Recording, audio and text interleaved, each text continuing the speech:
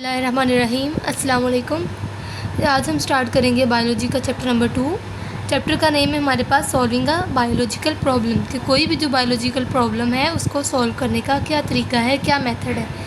ठीक है, तो हम सबसे पहले इसका जो टॉपिक है वो है बायोलॉजिकल मेथड। कोई भी बायोलॉजिकल प्रॉब्लम होगी तो हम उसको किस तरह सॉल्व करेंगे, उसको हम थ्रू अ मेथड करेंगे। और वो कौन सा मेथड होगा, वो बायोलॉजिकल मेथड होगा या फिर साइंटिफिक मेथड होगा। ठीक है, इसकी डेफिनेशन देखते हैं सबसे पहले बायोलॉजिकल मेथड की कि क्या है। Biological method is a scientific method. जो बायोलॉजिकल मेथड होता है वो साइंटिफिक मेथड होता है used for solving a biological problem. यहाँ पे बायो यूज़ हो रहा है, इसका मतलब क्या है कि वो वाली प्रॉब्लम्स जो लिविंग ऑर्गेनिजम्स को पेश आती हैं, हमने उस प्रॉब्लम का हम बायोलॉजी चूँकि पढ़ रहे हैं तो बायोलॉजी में हम लिविंग ऑर्गेनिजम्स को ही डिस्कस करेंगे ना, तो फिर लिविंग ऑर्गेनिज्म को कुछ प्रॉब्लम्स भी तो आते होंगे। उन प्रॉब्लम्स को सॉल्व करने के लिए हम बायोलॉजिकल मेथड यूज़। नेक्स्ट हम देखते हैं कि हम बायोलॉजिकल मेथड को किस फील्ड में यूज़ कर सकते हैं, कहाँ कहाँ पे इसके यूजेस हैं।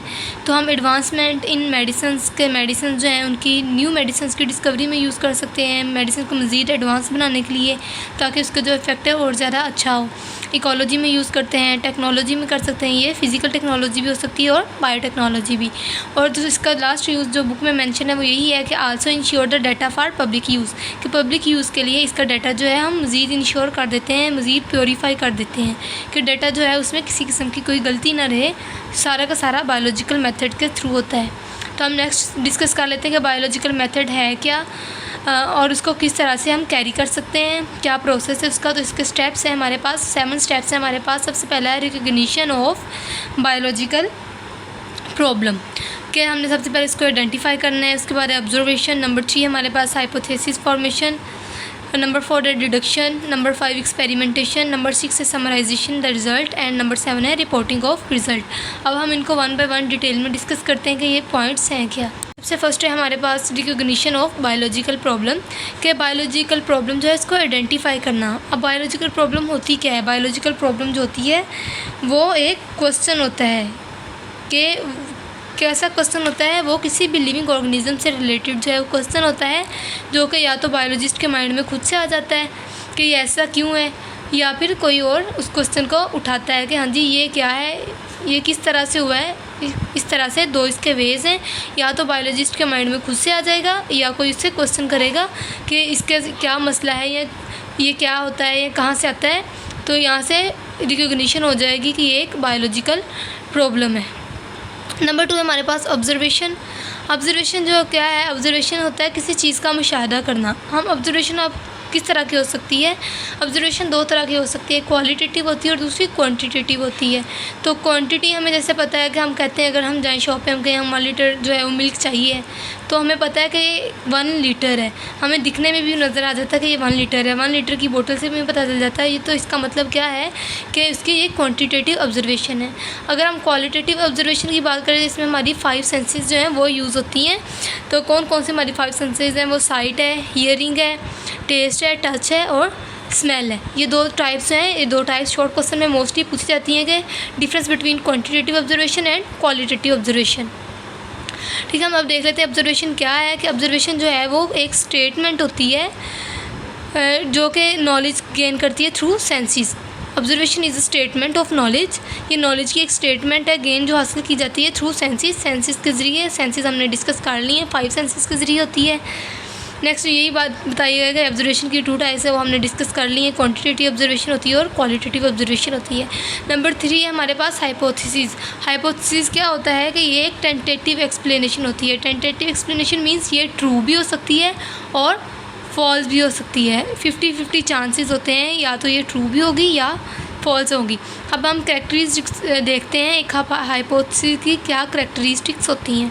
तो इट शुड बी सिंपल, वो उसको सिंपल होना चाहिए। इट मस्ट बी टेस्टेबल, ऐसी होनी चाहिए उसको हम टेस्ट कर सकें। और it must be either spotted और फाल्सिफाइड बाय एक्सपेरिमेंट, और वो एक्सपेरिमेंट करने से या तो वो बिल्कुल ठीक साबित होगी और गलत भी साबित हो सकती है।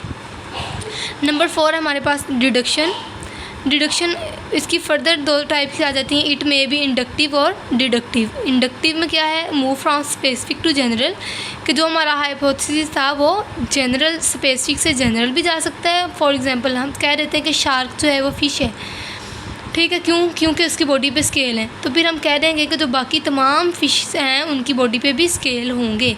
तो ये हमने एक स्पेसिफिक से जनरल की तरफ चले गए, ये इंडक्टिव डिडक्शन है। और नेक्स्ट है हमारे पास डिडक्टिव, ये moves from general to specific, it based on if and then statement, के जो हमारे पास डिडक्टिव है ये जनरल से स्पेसिफिक की तरफ जाती है और इसमें इफ़ एंड देन की स्टेटमेंट जो है वो यूज़ होती है।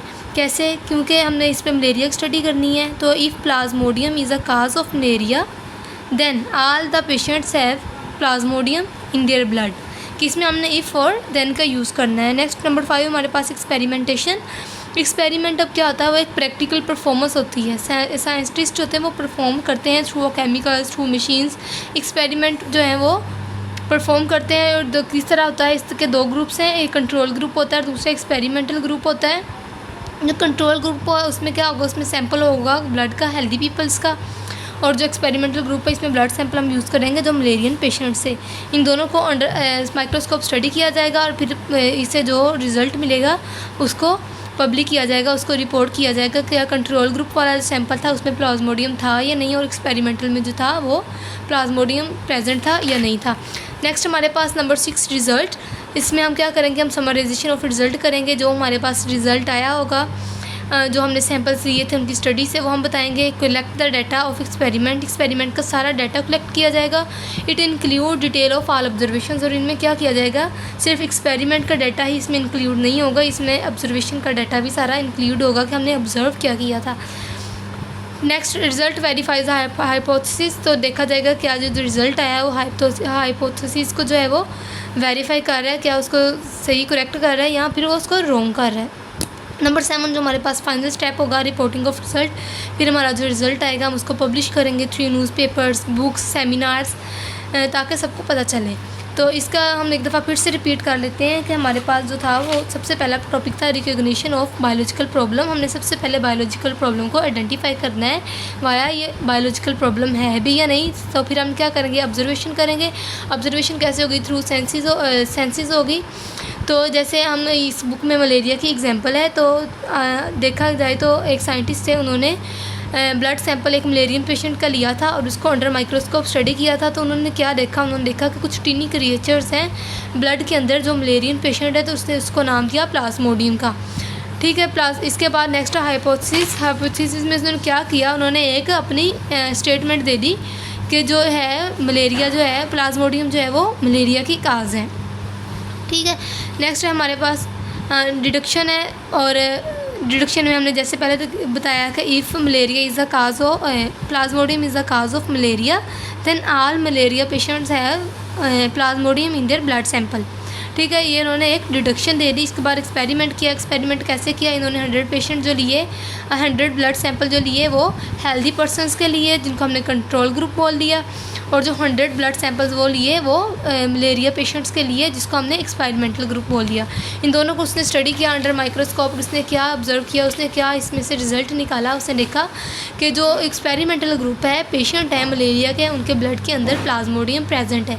लेकिन जो कंट्रोल ग्रुप वाले 100 पर्सनस का, जो हेल्दी पर्सनस है, उनका जो ब्लड है वो जो है उनमें प्लाज्मोडियम नहीं था, वो प्लाज्मोडियम फ्री थे। तो इन्होंने रिज़ल्ट बना दिया इसका, तो उसकी फिर में रिपोर्टिंग कर दी।